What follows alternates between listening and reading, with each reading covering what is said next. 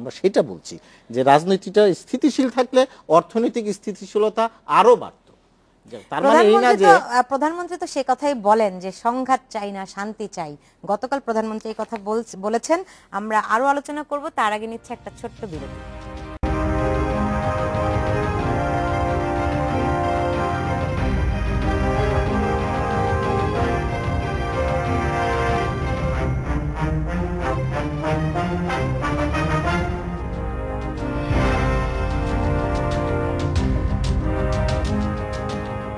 বিরতির পর ফিরে এলাম, দেখছেন বাংলাদেশ এখন।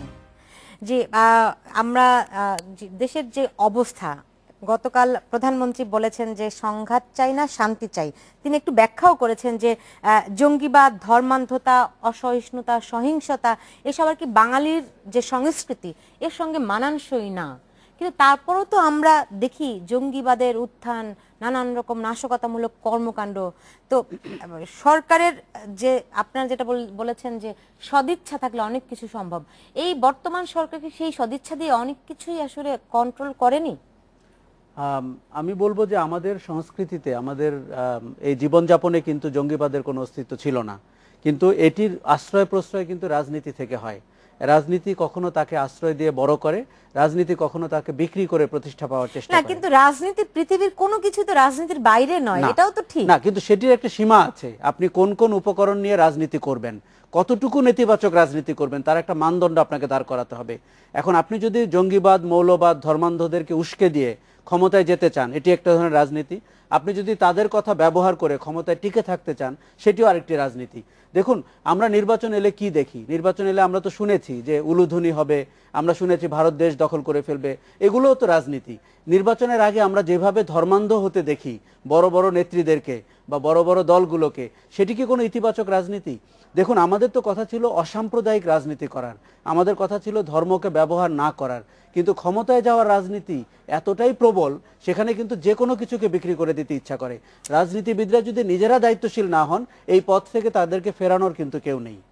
জি, জনাব জাহিদুল হাসান পিন্টু, তাহলে আসলে মানে যেমনটা এর আগে আমরা আলোচনা করছিলাম যে সবগুলি প্রতিষ্ঠানকে প্রতিষ্ঠিত করা, হ্যাঁ, সংস্কার। তো আপনি যদি একটি দলকে সুযোগ না দেন, তাহলে একটা ধারাবাহিকতাটা না রাখতে পারেন, সরকার যেমনটা বলেন সবসময় যে তাহলে আসলে উন্নয়ন বিঘ্নিত হবে, এই সমস্ত আবার ফেরত আসবে। দেখেন, এই ধারাবাহিকতা তো ছিল। আপনার 96-এ আওয়ামী লীগ যখন পাওয়ার আসছে, শান্তিপূর্ণভাবে শেখ হাসিনা সরকার ক্ষমতা হস্তান্তর করেছে 2001-এ। এর আগে আপনার যদি 91-এর ইতিহাসে শান্তিপূর্ণভাবে 91 না, আমি আপনাকে আরেকটু পিছনে ফেরাতে চাই। বাংলাদেশের ইতিহাসে যখন থেকে নির্বাচন ব্যবস্থা চালু হয়েছে সম্ভবত 54 সালে, হ্যাঁ, সেটা পাকিস্তান, হ্যাঁ পাকিস্তান, সেই তখন থেকে তখন থেকে কোনোদিন আসলে মানে একটা সুস্থ প্রক্রিয়ায় মানে ক্ষমতা হস্তান্তর হয়নি। যদি আসেন, আপনাকে অনেক লম্বা সময় দিতে হবে। সে আপনার এটা ব্রিটিশদের সময় থেকে আসতে হবে। 1947 সালে যখন দেশভাগ হলো, আপনার ভারত পাকিস্তান হলো, আপনার ভারতের রাজনীতিবিদরা দূরদর্শী ছিলেন, তারা শিক্ষিত, তারা জনগণের কথা ভাবছেন, তারা যে কারণে তারা সামরিক বাহিনীতে ব্যাপক পরিবর্তন এনেছেন, রাজনীতিতে আপনার পরিবর্তন এনেছেন, জনগণের সেবা করার জন্য সিভিল সার্ভিস গঠন করেছেন, সামরিক বাহিনীকে গঠন করেছেন। আপনার পাকিস্তানে কি করেছে? পাকিস্তানে আপনার জনগণকে প্রজা বানিয়ে সেই ব্রিটিশ রুলেরই সামরিক বাহিনী, যে ব্রিটিশ সামরিক বাহিনীর আদলেই আমরা রাজা ওরা প্রজা, এই সিস্টেমই কন্টিনিউ করেছে, যেটার কারণে আপনার ভুগতে হয়েছে পাকিস্তানকে। এখনো পাকিস্তানকে সেই কারণেই ভুগতে হচ্ছে। পাকিস্তান সেনাবাহিনী এখনো আপনার রাজনীতি কন্ট্রোল করে। ধারাবাহিকতাটা আপনি দেখেন, হোঁচট খেয়েছে 54-এ আপনার যুক্ত ফ্রন্ট আসলো, 58-এ আপনার সামরিক শাসন, 58 থেকেই সামরিক শাসন পাকিস্তানের, যেটার ধারাবাহিকতা 90 সাল পর্যন্ত বাংলাদেশে বহন করে গেছে। ভারতে কি তাই হয়েছে? 47 সাল থেকে আপনার আজকে 2014 সাল পর্যন্ত একবারও কি আপনার সামরিক বাহিনী ক্ষমতা এসেছে বা আসার চিন্তা করেছে? সেখানে রাজনীতিবিদরা দূরদর্শী ছিলেন বলেও সেই জায়গাটা তৈরি করতে দেননি।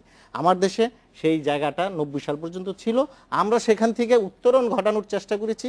সেই জায়গায় আমাদের বয়স এখন 23 বছর বয়স, 91 থেকে যদি এখন খুব সংক্ষেপে যদি বলেন, সেই দূরদর্শিতার সুযোগ ভবিষ্যতের জন্য কি কোনো আলো দেখেন?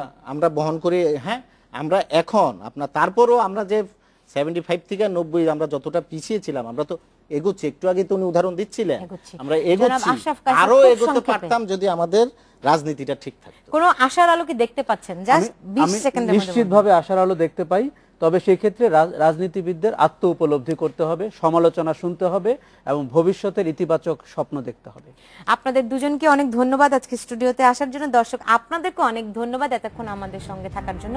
আপনারা সবাই ভালো থাকুন, সুস্থ থাকুন এবং অবশ্যই নিরাপদে থাকুন।